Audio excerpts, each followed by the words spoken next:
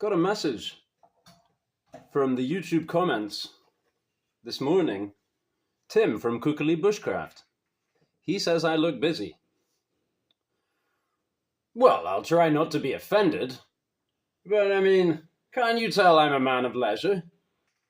I'm not busy. Busy people get stuff done. I just putter around. Let me show you some examples. Well,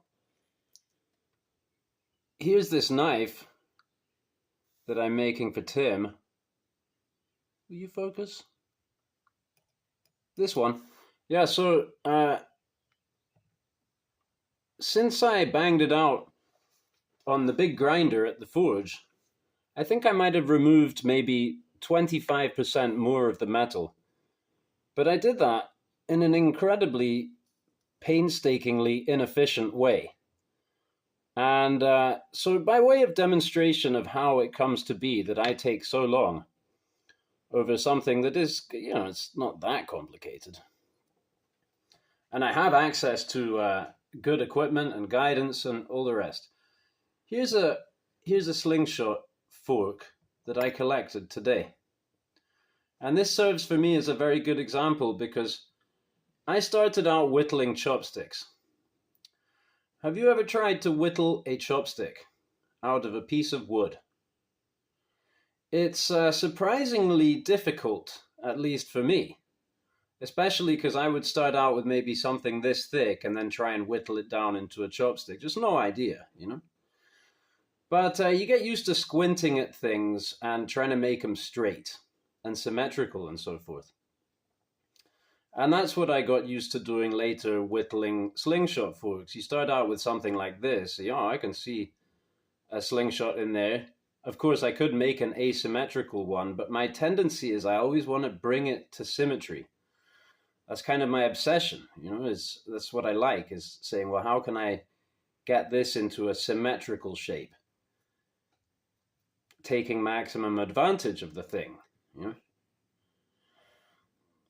So the thing about this is that I'm starting out with this random shape and I'm conceptualizing and trying to bring it into, alignment and symmetry.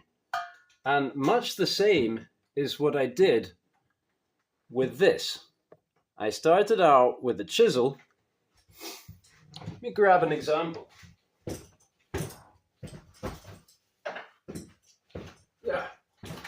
Started out with a chisel, just like this.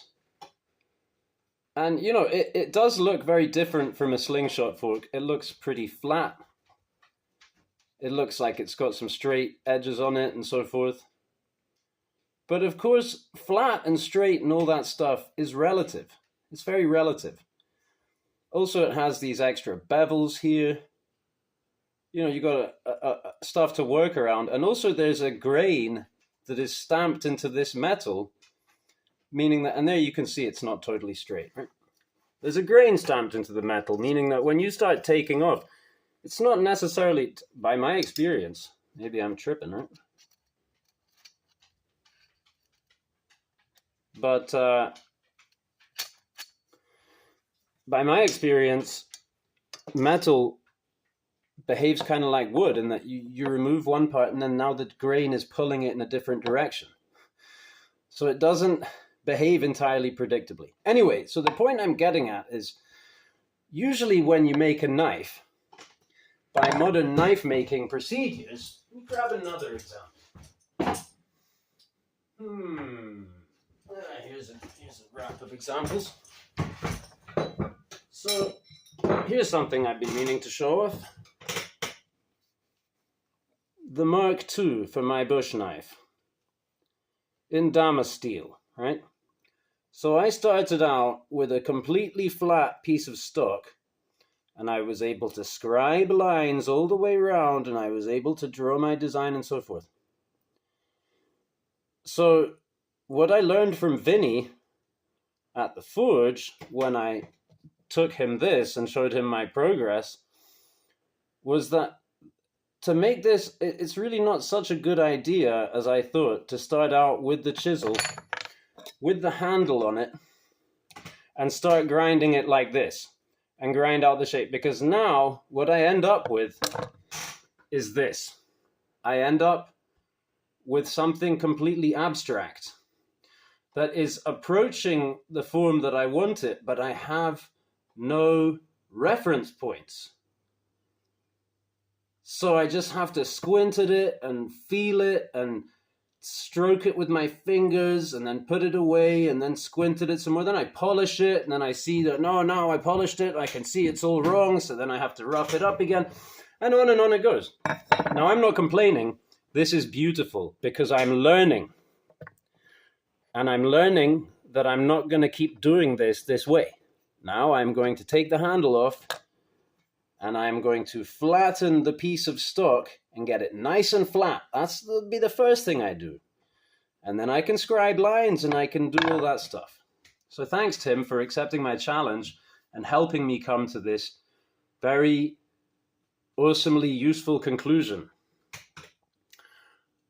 Is there anything else I wanted to mention? Not really. I'm working on a lot of stuff. Oh, well, yeah, Tim asked me about the condition of my test knife. It's in exactly the same condition as the last time I showed it. But maybe today's the day, because I got a stack of stuff, much of which I have videos regarding. The billhook pole, that still needs some epoxy. The two spears, the short spear and the dinky spear, awaiting final epoxy treatment. And yeah, so this is another example of how, I just let stuff build up.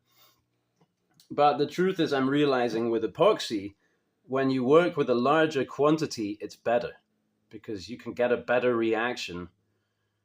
Especially if you're using, I think, the slow cure stuff. If you just use a little dab of each and mix them together, I don't think you're going to get the heat reaction so that you really get a good adhesion.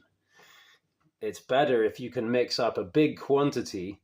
And I've got the new, recently acquired the G-Flex, the runny version of the G-Flex, which I think is going to go really well for mixing with this twine and doing the twine epoxy. So that's exactly the plan with this knife. I'm going to epoxy up some of this green twine and I'm going to wrap it into there and into there.